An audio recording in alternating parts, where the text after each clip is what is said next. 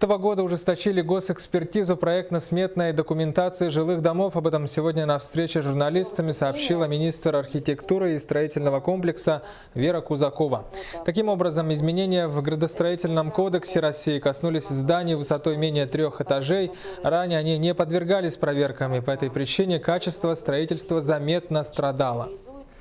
Практически сегодня мы имеем проектную документацию, разработанную в усеченном порядке. То есть не имеют полных разделов, особенно разделы соблюдения мероприятий по пожарной безопасности. Естественно, если будет проектная документация проходить экспертизу, проектная документация в том объеме сегодня, который имеется, она будет возвращена на доработку, это мы предвидим.